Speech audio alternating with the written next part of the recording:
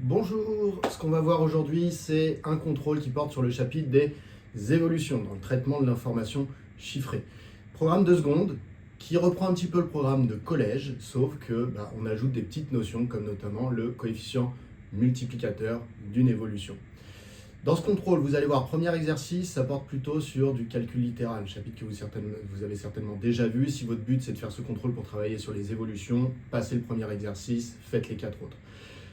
Ce chapitre sur les évolutions, extrêmement important. Pourquoi ? Pour la vie de tous les jours. Vous êtes toujours confronté à un article de journal qui vous dit que tel chiffre a augmenté de tant de pourcents, etc., ou diminué de tant de pourcents. Il faut savoir comment ça fonctionne, savoir calculer. Il faut aussi enlever tous les faux semblants. Par exemple, une augmentation de 30% va être contrée par une diminution de 30%. Ça, c'est faux.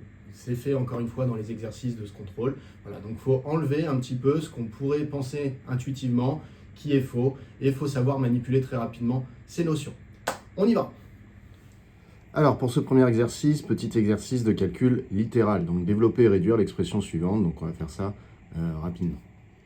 Alors c'est vraiment quelque chose qu'il faut savoir faire et être sûr surtout de ne pas se tromper, donc il ne faut plus que vous ayez de doute sur est-ce que j'ai le droit de faire ci, faire ça, c'est des règles à apprendre par cœur, et surtout c'est des choses qu'on va retrouver dans l'année et dans les années suivantes, et donc il ne faudra pas faire d'erreur, et il ne faudra pas que ça devienne un exercice en soi. Il faudra que le jour où vous aurez à l'utiliser, que ce soit juste des étapes de calcul, mais que ce ne soit pas la difficulté de votre exercice. Alors quand on a ça, il faut observer les opérations. Donc on a ici une soustraction. Globalement, ce calcul, c'est une soustraction. C'est 2 moins ce résultat-là. Donc il va falloir d'abord essayer de savoir ce que vaut ce résultat-là. Alors ici, on a des multiplications, j'ai remis en rouge. Donc ici, on a un produit de 3 facteurs. Alors vous pouvez le voir de plusieurs manières. Soit vous voyez comme 4 fois ce nombre fois celui-là. Soit vous le voyez comme moins 4 fois ça fois ça. Alors moi, mon petit conseil, c'est le moins pour l'instant de le garder devant et de voir ça quand même comme une soustraction et de dire que du coup, ça donne 2 moins. Et après, il va falloir que j'effectue tout ça. Donc je vais mettre des parenthèses. Celui-là, le moins porté sur le résultat. Donc moi, ça va être pareil. Ici, le moins va porter sur le résultat. Ici, je me retrouve avec quoi ? Je me retrouve avec 3 multiplications. Quand j'ai 3 multiplications, par exemple, si j'ai 2 fois 3 fois 5, j'ai le choix. Je peux commencer par faire 2 fois 3, ça fera 6, fois 5, ça fait 30. Mais je peux aussi décider de démarrer par 3 fois 5, qui font 15, et après de multiplier par 2, le résultat, je tombe également sur 30, bien heureusement. Je pourrais aussi décider de faire 2 fois 5, 10, et multiplier par 3 à la fin. Ce que j'essaie de vous dire par là, c'est qu'une erreur qu'on voit souvent, c'est que le 4, vous allez essayer de le distribuer à tout le monde. Non, vous décidez d'une multiplication que vous allez effectuer, et ensuite vous vous y tenez. Donc ici, par exemple, si je décide de multiplier les deux premiers ensemble, donc 4 avec 3x plus 3, je me retrouve avec 4 fois 3x, donc ça donne 12x, et 4 fois 3, 12. Donc là, j'ai effectué ce calcul-là. Donc, je mets des parenthèses. Le résultat qui est là, c'est l'équivalent du 2 fois 3 qui faisait 6, doit être multiplié par 1 moins x. Donc, je multiplie par 1 moins x. Alors, on se rend compte que j'ai des parenthèses en trop. Ici, elles ne servent à rien. Donc, je peux les retirer. Donc, finalement, j'ai multiplié 4 avec la première parenthèse.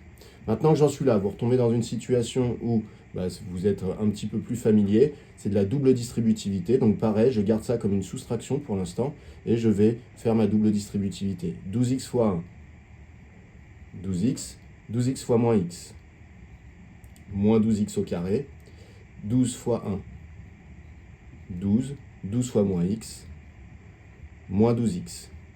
On se rend compte que dans la parenthèse, il y a des petites choses qui peuvent se simplifier. Là, j'ai 12x moins 12x, donc ça donne 0x. Donc, qu'est-ce qui va me rester ? Donc, si vous voulez, je peux les barrer.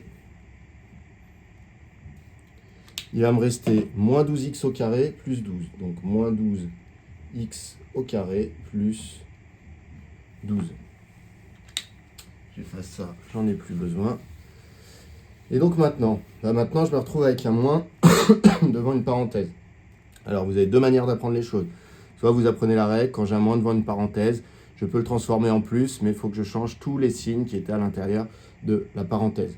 Soit vous le voyez de manière un peu plus peut-être intelligente, c'est-à-dire qu'un moins devant une parenthèse, c'est comme si vous aviez en fait moins 1 fois moins 12x au carré plus 12. Et donc dans ce cas-là, vous distribuez, comme tout à l'heure, vous aviez distribué le 4. Donc moins 1 fois moins 12x au carré, donc ça nous donnerait quoi? Ça nous donnerait 2.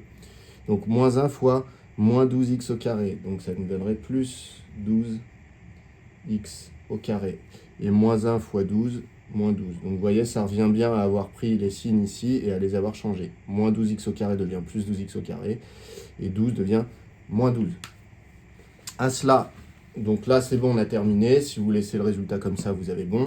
Maintenant, traditionnellement, quand on a des puissances de x, eh bien on les met en premier.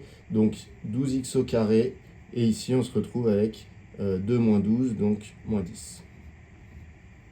Voilà. Donc on a a de x qui vaut 12x au carré moins 10. Pour la deuxième question, mettre au même dénominateur l'expression suivante. Donc b de x c'est 3x sur 3 moins x plus 1 sur x. Alors, pour mettre au même dénominateur, donc il faut trouver un dénominateur commun. Ici, premier dénominateur, 3 moins x, deuxième x. Alors, il faut vous retirer de l'idée le fait que si j'ai x, je vais pouvoir rajouter le 3 moins devant pour obtenir le même qu'ici. Puisque quand vous voulez modifier un dénominateur, vous n'avez le droit qu'à utiliser la propriété qui dit que vous pouvez multiplier par un nom au numérateur et au dénominateur. On rappelle pourquoi. Si jamais vous avez une fraction qui s'écrit a sur b, ce que vous avez le droit de faire à cette fraction, c'est de la multiplier par 1. Donc par exemple par une fraction qui serait égale à c sur c, puisque c sur c, ça vaut 1. Et donc dans ce cas-là, ça donnerait a fois c sur b fois c. Donc en fait, si vous voulez modifier un dénominateur, et que vous n'avez le droit que de le multiplier par un nombre, et quand vous faites ça, eh bien il faut multiplier également le numérateur par ce nombre. Donc ici, on ne peut pas rajouter 3 moins, c'est pas possible. Donc ici, pas le choix, le dénominateur commun, on va choisir de prendre la multiplication de celui-là avec celui-là. Pourquoi? Parce qu'on peut appliquer cette propriété-là. Ici, 3x sur 3 moins x, eh bien, je vais multiplier le dénominateur par x, ce qui m'oblige à multiplier le numérateur également par x, toujours pour utiliser cette propriété-là, parce qu'à tout moment, je peux simplifier et revenir à la fraction de départ. Pour la deuxième, ici, 1 sur x, eh bien 1 sur x, je vais multiplier également 1 et x par une même expression, et donc mon but, ça va être de multiplier par 3 moins x, dans le but d'avoir au dénominateur la même chose. Donc si je multiplie le dénominateur, je multiplie le numérateur. Ça va me donner quoi? Ça va me donner ici 3x au carré sur 3 moins x fois x, plus, et ici ça va me donner donc une fois 3 moins x, donc une fois 3, 3, une fois moins x, une fois 3 moins x vaut 3 moins x, rien de super étonnant non plus. Et au dénominateur, j'ai x fois 3 moins x, c'est une multiplication, donc je peux commuter mes deux facteurs, ça vaut donc la même chose, 3 moins x fois x. Hop, du coup, j'ai les mêmes dénominateurs, je peux tout mettre sur une seule fraction, donc ça me donne 3 moins x facteur de x. Et au numérateur, je me retrouve avec 3x au carré, plus 3 moins x. Donc je peux écrire aussi, je vais l'écrire 3 moins x. Et donc pareil, on aime bien réordonner au numérateur quand c'est possible.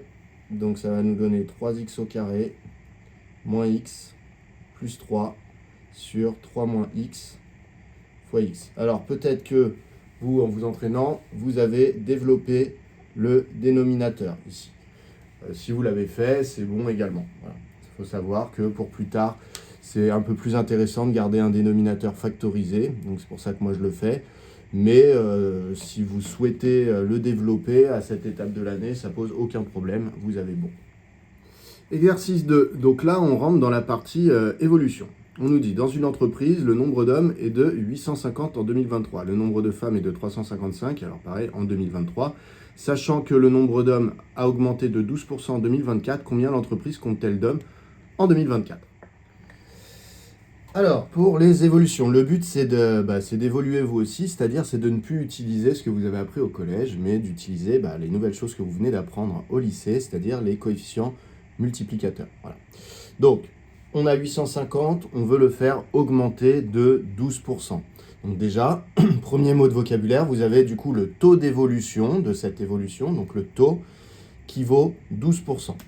Donc moi ce que je vous conseille, c'est d'écrire ce qui vaut voilà, au-dessus de la flèche. Donc le taux, il est noté T, taux d'évolution, ce qu'on appelle aussi la variation relative, c'est la même chose, c'est deux nombres pour un même nombre, mais taux d'évolution est beaucoup plus utilisé dans les autres matières, etc. 12%. 12%, qu'est-ce que c'est? Déjà, c'est un nombre. C'est pas 12, c'est 12%. 12%, c'est 12 divisé par 100. Voilà. Ces deux nombres sont égaux. Et c'est également, on peut l'écrire en écriture décimale, 0,12. Donc t, c'est 0,12. Quand on connaît le taux d'évolution, on peut trouver par quoi on va devoir multiplier 850 pour trouver la nouvelle valeur. Ce nombre, c'est ce qu'on appelle le coefficient multiplicateur. Donc, quand on a le taux d'évolution, le but, c'est de trouver le coefficient multiplicateur, c'est-à-dire le coefficient par lequel on va devoir multiplier 850 pour trouver le résultat. Ce coefficient multiplicateur, la formule pour le calculer, c'est toujours 1 plus le taux. Donc 1 plus t, donc ici 1 plus t, ça va nous donner 1,12. Donc ça veut dire que pour augmenter de 12% de 850, eh bien il faut que je multiplie 850 par 1,12. Ça va me donner le résultat.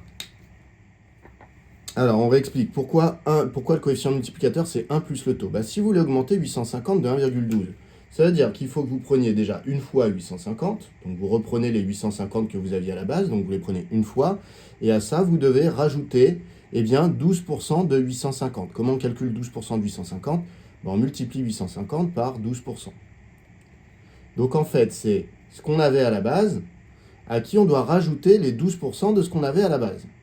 Ça ici, vous pouvez tout à fait factoriser par 850. Donc, vous voyez, c'est 850 fois, ici c'était 850 fois 1, et là c'était 850 fois 0,12. Donc c'est pour ça qu'ici, 850, finalement, il suffit de le multiplier par 1 plus 0,12. Donc 1 plus le taux. Là, on l'a fait avec 0,12, mais on peut le faire avec n'importe quel taux. Dans ce cas-là, on remplace 0,12 par t. Et ici, en factorisant, on va se retrouver avec 850 fois 1 plus le taux. Donc, le coefficient par lequel on doit multiplier 850 pour trouver le résultat, c'est ce nombre-là, c'est 1 plus le taux. Donc, le coefficient sera toujours égal à 1 plus le taux. C'est pour ça que vous avez cette formule dans votre cours. Et donc, ce qu'on avait à gauche, qui était écrit 1 fois 850 plus t fois 850, c'est la version collège. Et ce qu'on a à droite, avec 850 fois 1 plus t, c'est la version lycée, c'est celle qu'on vous demande d'utiliser. Donc ici, vous avez tout ça. Alors, si vous avez fait ce petit schéma, vous pouvez tout à fait écrire le calcul directement. 850 fois 1,12 est égal à... ça nous donne quoi? Ça nous donne 952. Donc, 952. Alors, vous pouvez aussi, ici, quand vous ne connaissez pas, plutôt que mettre un point d'interrogation, appeler ça V2 comme valeur 2. Celle-là, c'est souvent la valeur 1, celle-là, la valeur 2. Et donc, dans votre rédaction, vous mettez V2 égale 850 fois 1,12, qui est égal à 952. Alors, on conclut toujours avec une petite phrase, parce que l'exercice est contextualisé, c'est-à-dire qu'on vous a parlé de nombre d'hommes dans une entreprise, donc on va conclure avec une phrase. Voilà, donc le nombre d'hommes en 2024 est de 952. Question suivante, on nous demande cette fois-ci, sachant que le nombre de femmes a diminué de 20% en 2024, combien l'entreprise compte-t-elle de femmes en 2024? Donc en 2023, l'entreprise comptait 355 femmes. Il y a une diminution de 20%. Donc ça veut dire qu'il faut retirer 20% à 355. Ça veut dire que le taux, il est négatif puisqu'on est sur une diminution, et donc de 20%. Donc 20%, c'est aussi le nombre 20 sur 100, ce qui est aussi le nombre 0,20, c'est-à-dire 0,2. Donc 0,2. Le coefficient multiplicateur, je vous rappelle, c'est le nombre par lequel on va devoir multiplier ici, c'est 1 plus le taux, c'est-à-dire 1 plus moins 0,2. Alors 1 plus moins 0,2, ça fait 1 moins 0,2, c'est-à-dire 0,8. Donc ça veut dire qu'en fait, quand vous diminuez de 20%, cela revient à multiplier par 0,8. Alors ça peut vous paraître bizarre, mais en réalité c'est assez logique. C'est-à-dire que si jamais vous avez une quantité que je représente par cette colonne ici, cette colonne c'est la quantité de départ, donc ça représente 100% de ce qu'il y avait au départ. Si vous retirez 20%, En fait, ça revient à garder 80%. Donc en fait, quand vous diminuez quelque chose de 20%, en fait, pour savoir le résultat final, il suffit de calculer 80% de ce que vous aviez au départ, puisque ce qui va vous rester, c'est cette partie-là. Donc si vous calculez 80% de la quantité de départ, vous avez donc le résultat après diminution de 20%. Donc vous voyez, il y a une logique dans tout ça. Ça donne quoi? Ça donne que V2 est égal à 355 fois 0,8. Et ce résultat, ça nous donne 284. Donc, petite phrase de conclusion. Donc, le nombre de femmes en 2024 est 284. Question 3. Calculer le nombre d'individus dans l'entreprise en 2023, puis en 2024. Donc, le nombre d'individus dans l'entreprise, c'est hommes plus femmes, donc en 2023, et hommes plus femmes en 2024. En 2023, je vous rappelle, le nombre d'hommes c'était 850, le nombre de femmes c'était 355. Donc en 2023, on va additionner 850 et 355 pour savoir combien il y a d'individus dans l'entreprise. Donc en 2023, le nombre d'individus est de 850 plus 355, c'est-à-dire 1205.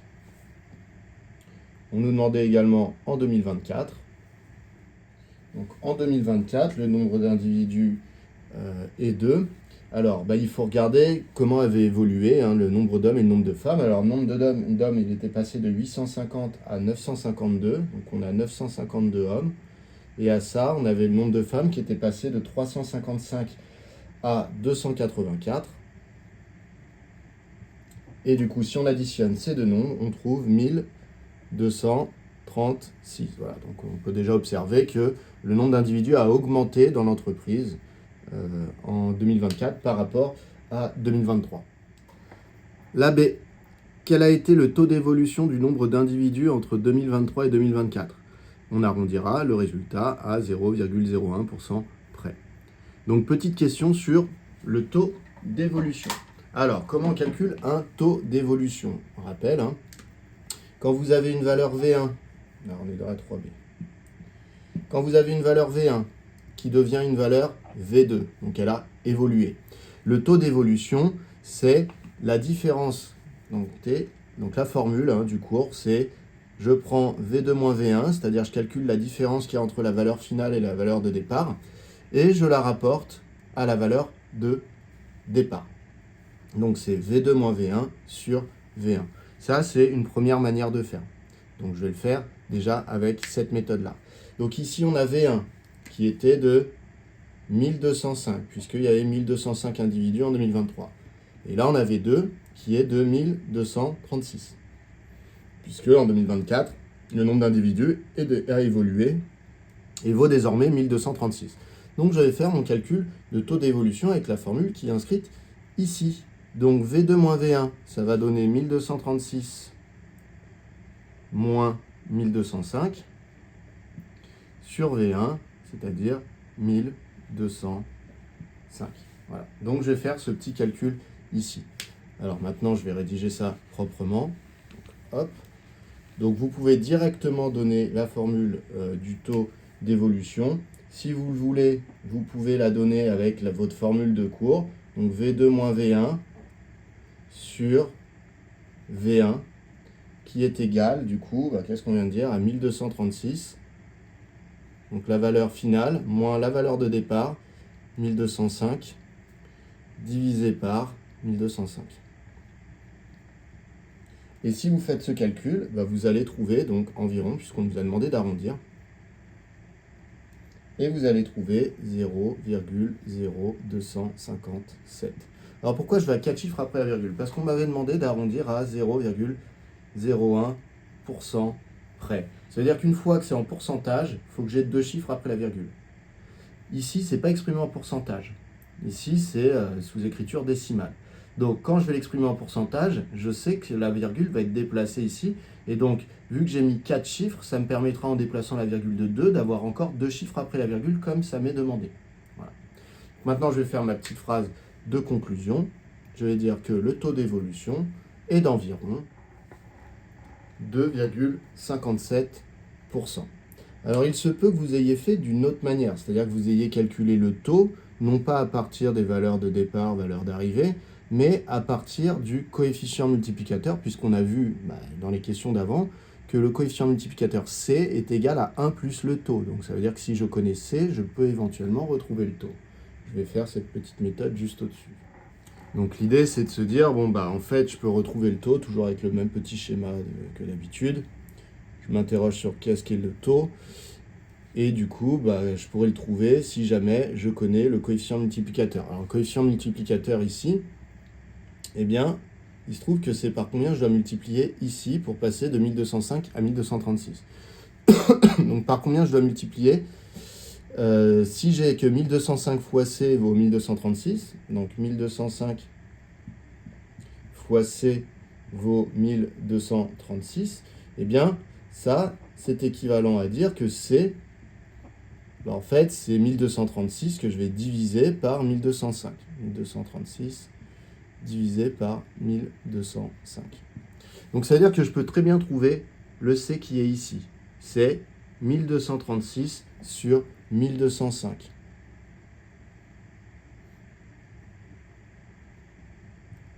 Et alors, du coup, comment je retrouve T ?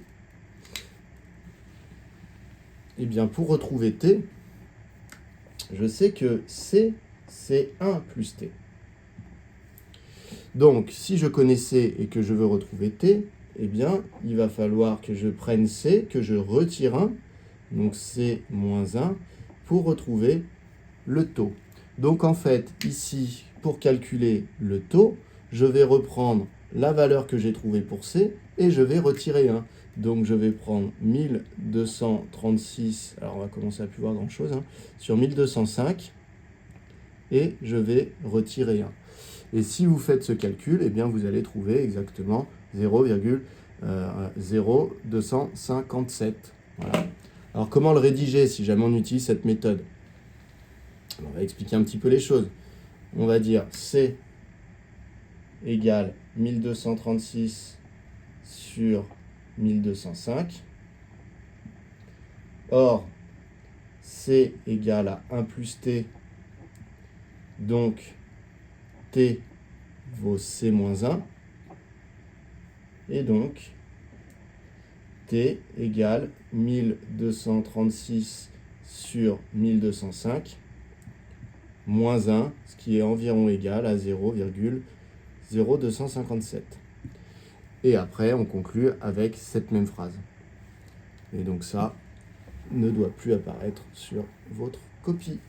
Voilà pour cette méthode 2. On passe à l'exercice 3.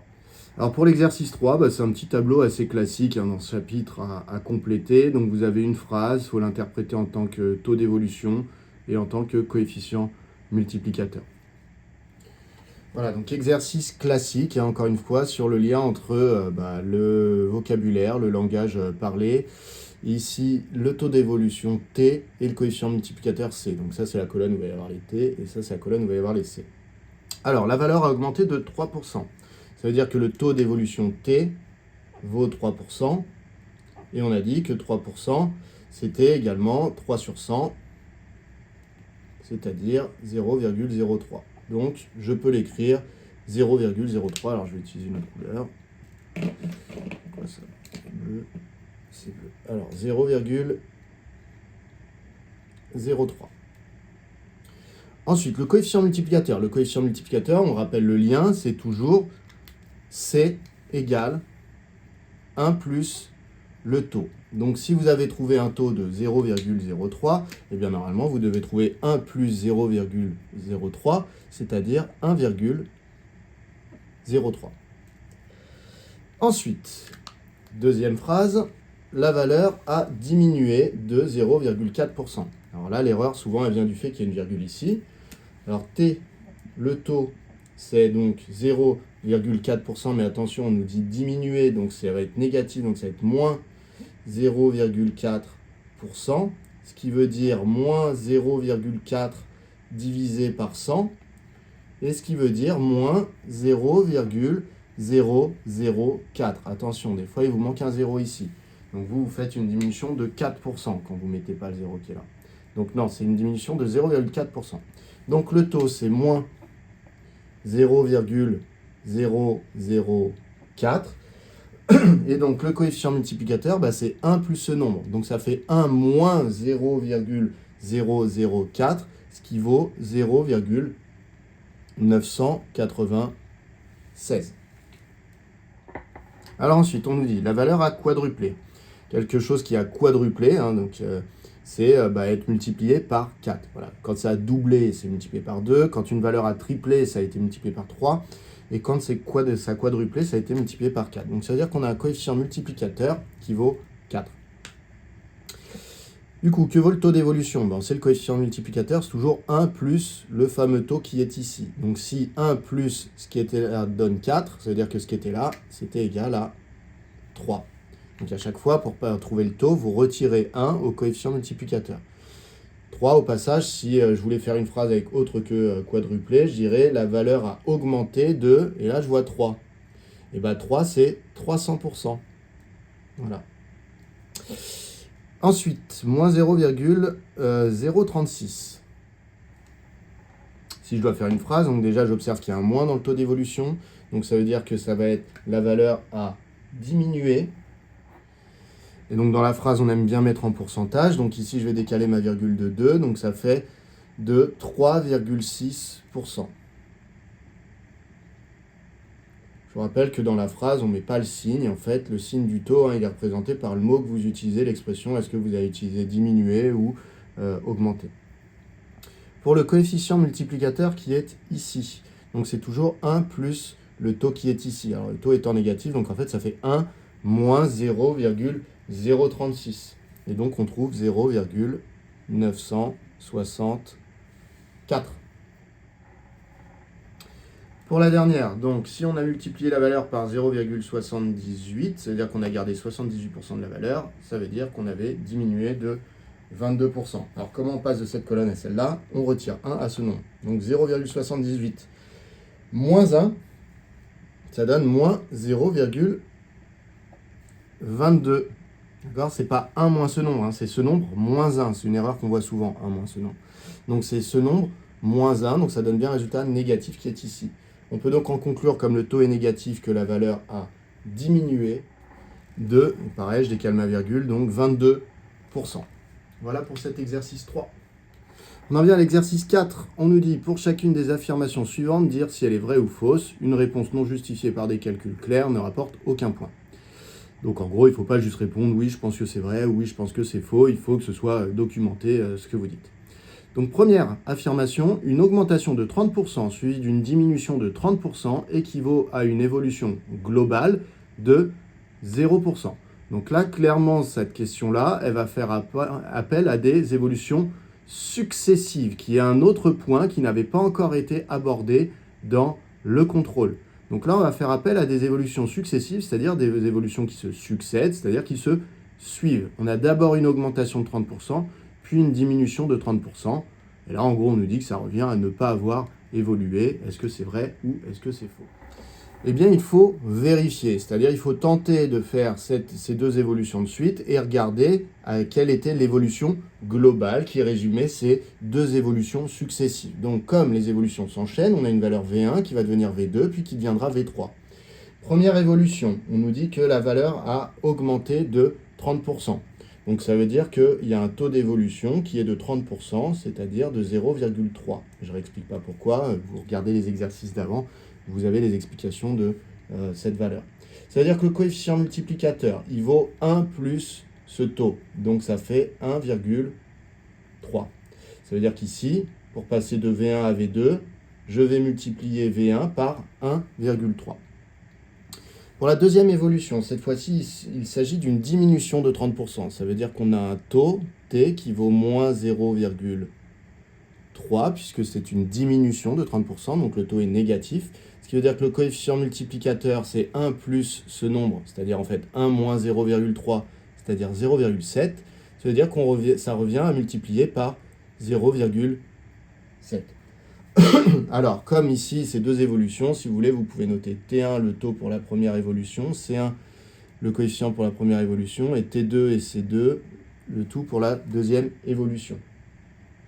Et donc maintenant, quand on a fait ces deux évolutions, ça revient à une évolution globale c'est-à-dire quand on passe directement de V1 à V3, qui va être eh bien, une évolution où on aura multiplié par, qu'est-ce qui s'est passé pour passer de V1 à V3 ? V1 a d'abord été multiplié par 1,3, donc ça a donné V1 fois 1,3, ce qui a donné V2, et V2 a lui-même été multiplié par 0,7, donc ça qui était V2, je le multiplie aussi par 0,7. Donc en fait, ce qui donne V3, c'est V1 fois 1,3 fois 0,7. Donc en fait, ici, j'ai 1,3 fois 0,7. En multipliant par ce nombre, eh bien, j'obtiendrai directement de V1, j'obtiendrai V3. Ce qui veut dire que le coefficient multiplicateur global de l'évolution, c'est G comme coefficient multiplicateur global, le G pour global, eh bien, il vaut 1,3 fois 0,7. Si je fais ce calcul, ça fait 0,91. Ce qui veut dire que le taux qui est associé à cette évolution, qu'on peut noter taux global, donc TG, eh bien, c'est le coefficient multiplicateur à qui je dois retirer 1. Donc, ça fait 0,91 moins 1, puisque c'est toujours ça, pour passer d'un coefficient au taux, on doit retirer 1, puisque pour passer du taux au coefficient, il fallait rajouter 1. Ce qui donne moins 0,09, et donc ça veut dire que l'évolution globale, ça revient à une diminution de 9%. Donc autrement dit, une augmentation de 30% n'est pas du tout compensée par une diminution de 30%. Puisque globalement, si une valeur a augmenté de 30% puis diminué de 30%, cela revient à ce qu'elle ait diminué au final de 9%. Voilà. Donc ça veut dire quoi ? Ça veut dire que la phrase, l'affirmation qui nous disait que l'évolution globale était de 0%, non, c'est faux, l'évolution globale, elle est de 9%. Donc l'affirmation est fausse. Donc affirmation fausse. Voilà. Première affirmation fausse. De manière générale, retenez qu'une augmentation d'un certain pourcentage n'est pas compensée par une diminution du même pourcentage. C'est une erreur qu'on voit très très souvent dans la vie de tous les jours. Ne faites pas cette erreur. C'est un des objectifs de ce chapitre, c'est que justement vous ne fassiez pas cette erreur de penser qu'une augmentation de 30% est compensée par une diminution de 30%. Affirmation numéro 2, deux augmentations successives de 25% équivalent à une augmentation globale de plus de 50%. Attention, on ne vous a pas dit une augmentation globale de 50%, on vous a dit de plus de 50%. Donc pareil, on va essayer d'enchaîner deux augmentations successives du coup de 25%, puis on va regarder le taux d'évolution global et on verra si c'est plus ou moins que 50%. Donc on a deux évolutions successives. Donc une valeur V1 va devenir V2, puis se transformera en V3. Ces évolutions successives, on nous a dit que c'était des augmentations de 25%. Donc on a un taux d'évolution de 0,25. Que ce soit le premier taux ou le deuxième, ils sont égaux puisque les deux sont des augmentations de 25%. Je peux donc calculer les coefficients multiplicateurs. C1, c'est 1 plus le taux, donc ça fait 1,25. Et C2, c'est 1 plus le taux, donc ça fait également 1,25. Voilà.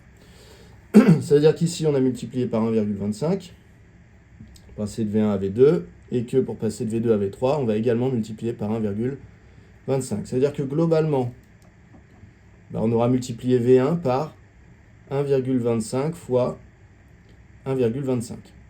Ce qui veut dire que le coefficient multiplicateur global, CG, c'est 1,25 fois 1,25. Alors, qu'est-ce que ça vaut 1,25 fois 1,25 ? Ça vaut 1,5625. Donc 1,5625. Donc ça veut dire que le taux relié à cette évolution globale, c'est le coefficient multiplicateur global à qui je dois retirer 1. Donc ça donne 0,5625.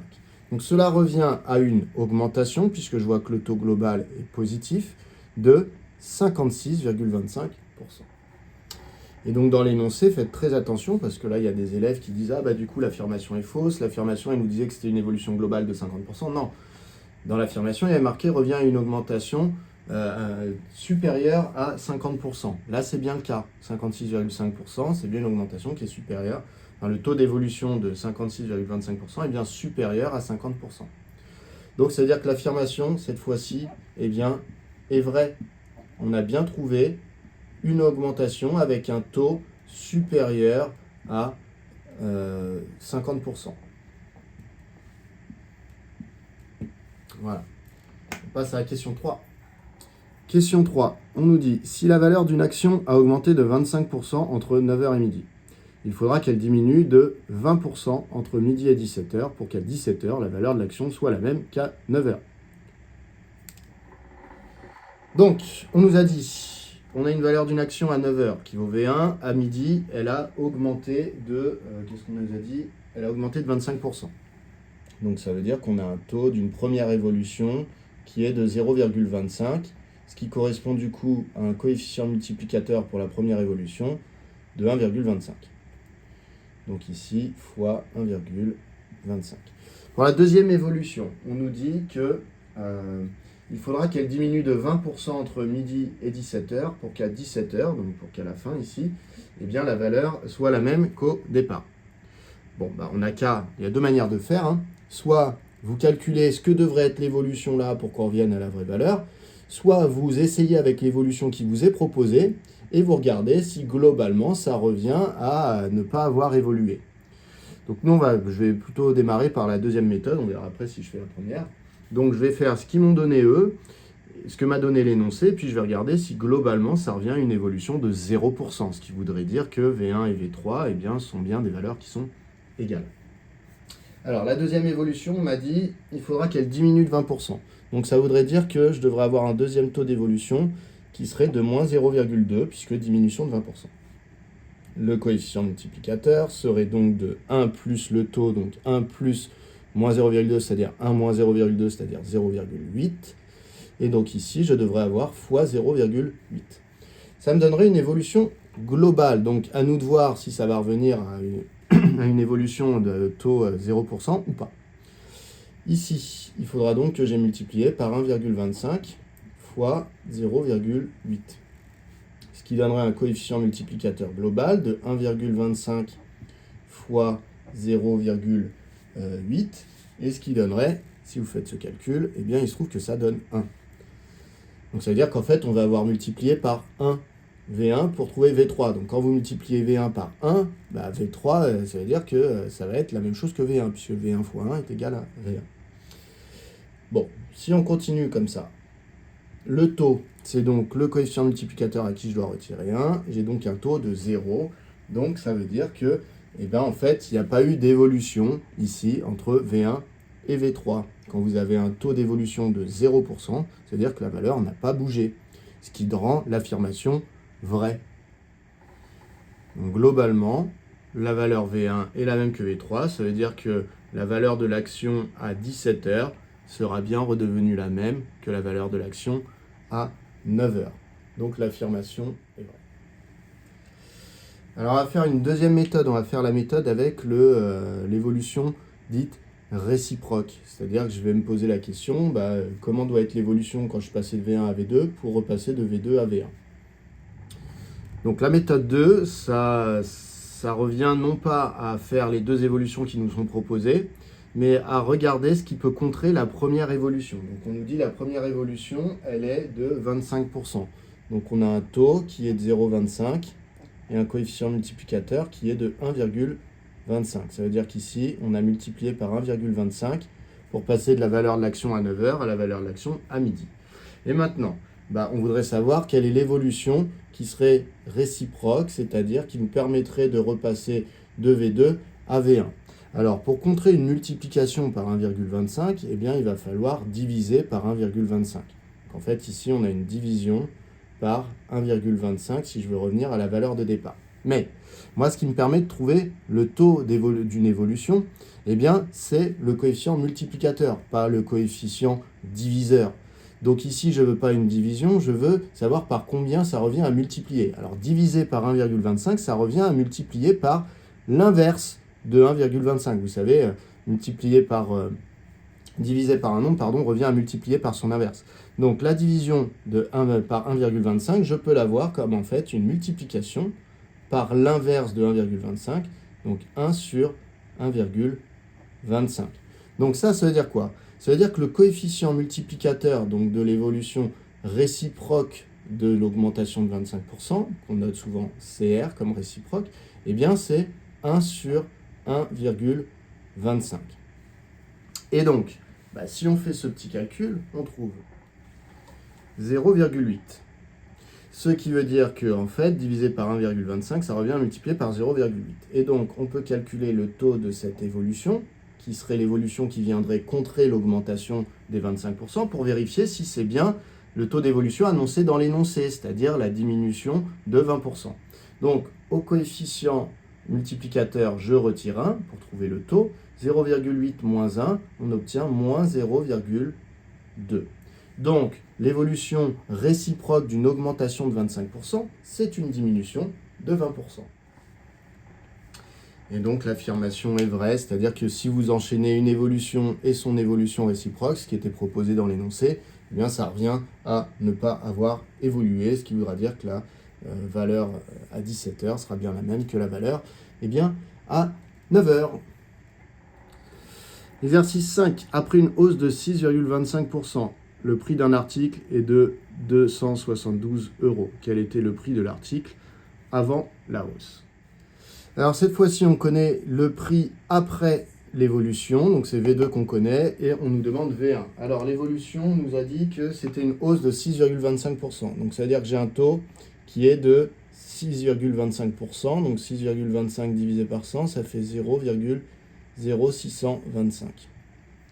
J'ai donc un coefficient multiplicateur qui vaut 1 plus ce nombre-là, donc 1,0625. Je dois donc multiplier ici par 1,0625. Alors, deux manières de voir les choses. Soit directement, vous dites, du coup, V1 est égal à... Donc, quand ici, j'ai dû multiplier par ce nombre, pour retrouver celui-là, il faut que je divise par ce nombre. Donc, 272 divisé par 1,0625. Soit vous êtes plus,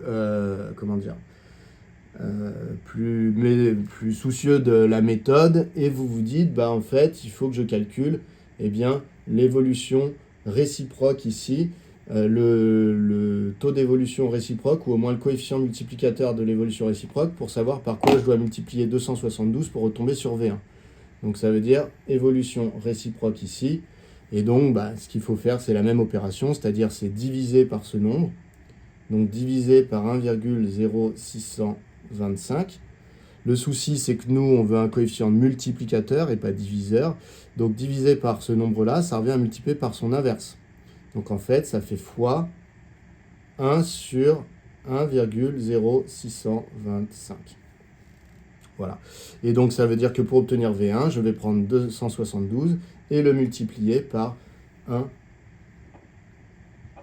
Donc 272 fois 1 sur 1,0625. Et là, on se rend compte que, vous voyez, les deux calculs sont exactement les mêmes.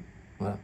Donc, que vous le fassiez directement en décrivant ça et en disant que du coup V1, c'est lui divisé par lui, ou que vous fassiez par l'évolution réciproque ici, c'est la même chose. Les deux versions sont correctes. L'essentiel, c'est de tomber ici sur une bonne réponse.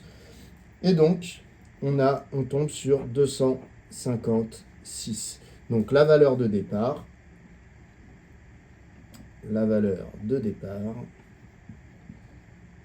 est de 256 €. Deuxième question, le prix affiché d'un plat dans un restaurant ne tient pas compte de la taxe pour le service qui est de 10%. Le plat étant affiché à 18 €, quelle somme devra réellement être payée par le client s'il commande ce plat? Donc, on a un plat qui vaut 18 €. Il va avoir une valeur une fois qu'on aura appliqué les charges pour le service, la taxe pour le service. On nous dit que cette taxe, elle est de 10%. Donc, ça veut dire qu'en fait, les 18 € vont augmenter de 10%. C'est-à-dire qu'on a un taux d'évolution de 0,1, donc de 10%, et qu'on a un coefficient multiplicateur de 1 plus le taux, donc de 1,1. Voilà. Donc ça veut dire que V2 est égal à 18 fois 1,1, ce qui donne 19,8. Donc le plat sera à 19,8 ici. Quelle unité on avait choisi comme argent? 18 euros.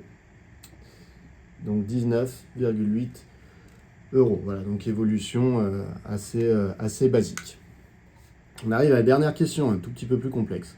En France, en 2000, la TVA, taxe sur la valeur ajoutée, donc la TVA sur les travaux, est passée de 19,6% à 5,5%. Pour la construction d'un mur, M. Gouez avait un devis de 6 000 euros, toutes taxes comprises. Donc ça veut dire le prix hors taxe, plus la fameuse TVA de 19,6%, puisque c'était le cas à l'époque. Quel sera le nouveau prix TTC de ce mur, compte tenu de la baisse de la TVA? On pourra arrondir tous les éventuels résultats intermédiaires au centime près. Donc en fait, il y a plusieurs manières de voir les choses. Donc on a un devis, toute taxe comprise, avec une TVA à 19,6% qui est de 6 000 euros. Et donc, visiblement, ce devis qui tenait compte de cette TVA-là, eh bien, il faudrait trouver le nouveau devis avec la nouvelle TVA. Donc ça veut dire qu'on avait une valeur qui était une valeur hors taxe, qui était devenue par une TVA à 19,6 à 6 000 euros. Donc ça veut dire que la valeur de départ ici, eh bien, avait été multipliée par, donc le coefficient multiplicateur d'une augmentation de 19,6, c'est 1,196. Donc ça veut dire que les 6 000 euros avaient été obtenus en multipliant la valeur V1, que je ne connais pas encore, qui était la valeur hors taxe, par 1,196.